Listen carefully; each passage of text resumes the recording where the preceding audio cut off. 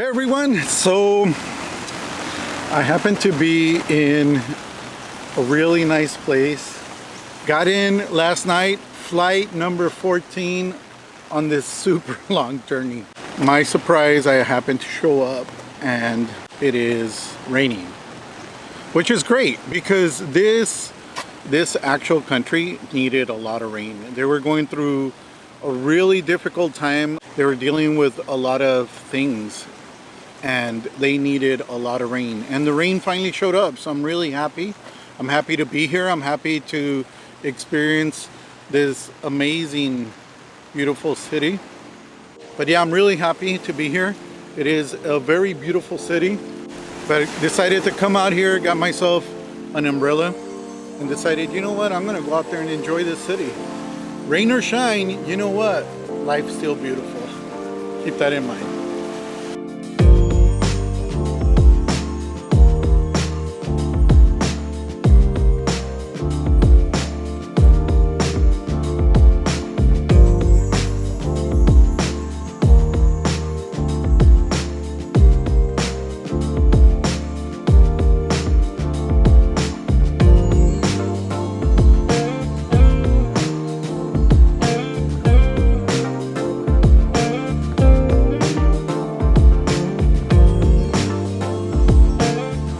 So I decided to rent a vehicle in Sydney, Australia. The last few cities, it's been great using taxis and Ubers, but I always feel like I get dropped off in either the close to the destination I want to go to or not exactly where I want to be at. Then of course, once you get out, you look around, you realize, wow, this isn't the place. You have to find another taxi, get another Uber. Some taxis will tell you to take credit card, but then they only end up taking cash, and I don't always have their currency from their country. Uber's good if it works. I found a few cities like in Bangkok and in, I believe it was Singapore. I couldn't get it to work for some reason, but I decided from here on out for the rest of the trip, no matter wherever I'm at, I'm just going to rent a vehicle. And it has been the best choice for me because I'm able to travel. I love to explore. I love going to different places. I love, if I get to a place, I'm like, take a few photos, some video, I don't like it, I could move on to the next place and I have the comfort. Plus, I could always keep my stuff with me, and it's safe. You know, I keep it in the trunk of the car and we're good. The other thing is, tend to have sometimes a lot of luggage on these trips, and if your flight, like today, doesn't leave a lot later, then it's great because you can keep all your luggage in the vehicle, check out of the hotel, still go sightseeing, still go out to go get something to eat, and you have nothing to worry about because when it's time to go check in for your flight, turn in your car, get your luggage out, and you're ready to go. Yeah, definitely on this trip, for the rest of the cities I gotta hit, car rental is gonna be the way for me to go. Now, what's interesting about this city is that they have left-hand driving, which is opposite of the US.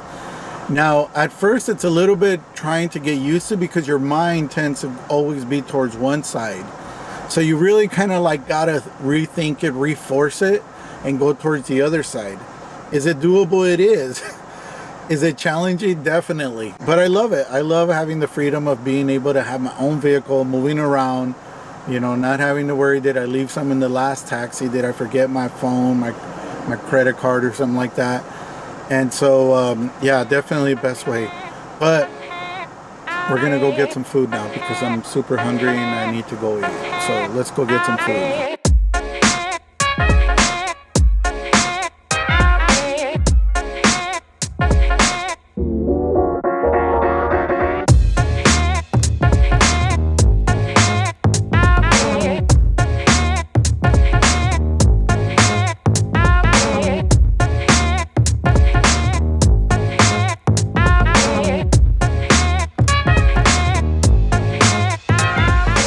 For the most part, you could find parking anywhere.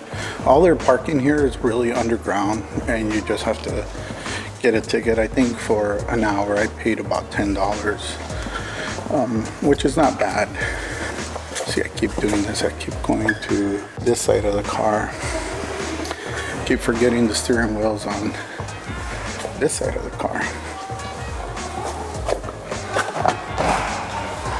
And I should probably use the keys to open it.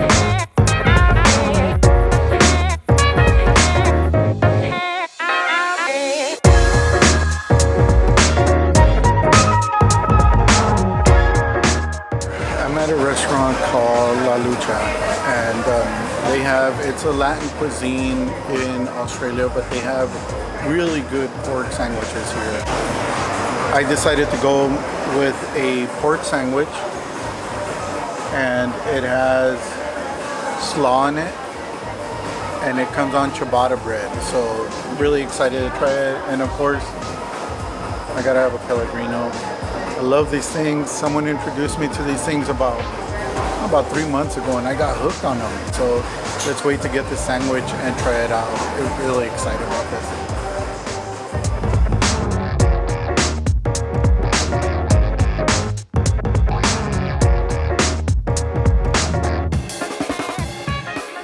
So let's talk about something that I like to call paralysis analysis. So paralysis analysis is when you think or look at something so much that it actually paralyzes you from doing anything. And this happens very often in life. You may go to hear a motivational talk or something like that. You leave pumped. Could even be just hanging out with someone who's very inspiring.